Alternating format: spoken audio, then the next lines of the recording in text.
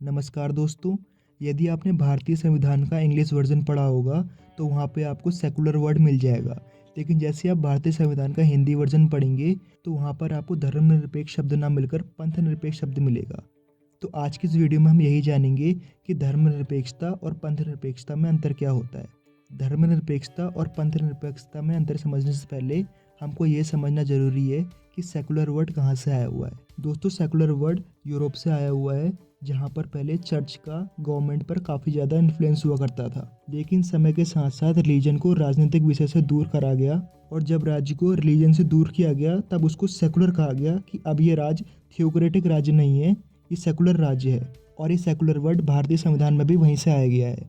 लेकिन जैसे ही भारतीय संविधान का हिंदी ट्रांसलेशन हुआ तब ये सवाल उठे गए कि भारत एक धर्मनिरपेक्ष राज्य बनेगा कि पंथ निरपेक्ष राज्य बनेगा। सेकुलर का सही समानार्थी हिंदी में क्या होगा? क्या वो धर्मनिरपेक्ष होगा या पंथ निरपेक्ष होगा? ट्रांसलेशन तो एग्जैक्ट नहीं होते हैं। अगर आप लैंग्वेज फिलॉसफी पढ़ोगे तब आपको पता चलेगा कि दो शब्द पूर्ण रूप से एक दूसरे के पर्यायवाची नहीं हो सकते हैं, उनमें कहीं ना कहीं त्रुटि रह जाती है। तो सेकुलर वर्ड का सबसे समानार्थी क्या हो सकता है? रिलीजन जो शब्द होता है उसका अर्थ एक पूजा पद्धति से होता है, और जिसको हम हिंदी में धर्म बोलते हैं उसका अर्थ एक जीवन पद्धति से होता है। पूजा पद्धति और जीवन पद्धति का आपस में कोई भी लेना देना नहीं होता है। लेकिन हिंदू धर्म है, उसके अंदर कई सारे पंथ होते हैं जिनकी अलग अलग पूजा पद्धति होती है, जैसे नाथ पंथ, वैष्णु पंथ या कबीर पंथ। हिंदू धर्म में कई सारे पंथ हैं जिनकी अलग अलग पूजा पद्धति है। और पंथ या यूं कहें रिलीजन में 4 मेन कैरेक्टरिस्टिक्स होती हैं। पहला, एक भगवान या एक नबी। दूसरा, एक पुस्तक फाइनल बुक। तीसरा, एक पद्धति।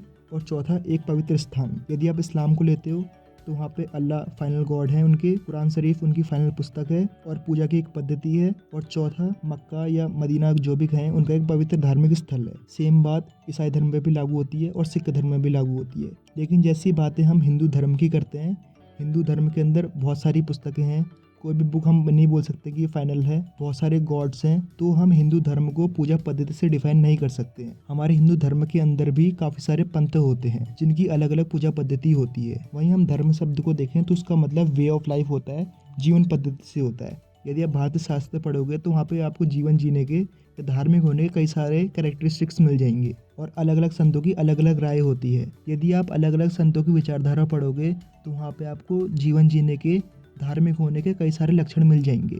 और हिंदू धर्म में ये काफ़ी ज़्यादा महान संत हुए हैं, संत गरीबदास जी महाराज, जिन्होंने धार्मिक होने के 16 लक्षण बताए हुए हैं मनुष्य को, जैसे धैर्य धारण करना, सत्य बोलना, धोखा रहित, धीरज रखना। तो ऐसे 16 लक्षण उन्होंने बताए हुए हैं धार्मिक होने के। यदि हम धर्मनिरपेक्षता की बात करें तो इन 16 लक्षणों से निरपेक्ष होने की बात करनी होगी, जो कि असंभव है। यदि हम इन 16 लक्षणों से निरपेक्ष हो जाएंगे तो हम मनुष्य ही नहीं रहेंगे, फिर मनुष्य और एक जानवर में कोई भी अंतर नहीं बचेगा। इसलिए हम धर्म से निरपेक्ष तो हो ही नहीं सकते हैं। इसलिए भारतीय संविधान में पंथ निरपेक्ष शब्द चुना गया कि भारत गणराज्य किसी भी पंथ से या किसी भी पूजा पद्धति से इन्फ्लुएंस नहीं होगा। सभी पंथों से भारतीय सरकार एक समान दूरी बनाकर चलेगी। इसलिए भारत एक पंथ निरपेक्ष राज्य, धर्मनिरपेक्ष राज्य नहीं है, क्योंकि धर्म से तो हम निरपेक्ष हो ही नहीं सकते। धर्म से निरपेक्ष होने का मतलब इन 16 लक्षणों से निरपेक्ष होना, और पंथ से निरपेक्ष होने का मतलब एक सेकुलर होना। तो दोस्तों, हम उम्मीद करते हैं कि आपको ये वीडियो पसंद आई होगी। ऐसे ही इन्फॉर्मेटिव वीडियो देखने के लिए हमारे चैनल को सब्सक्राइब करें। धन्यवाद।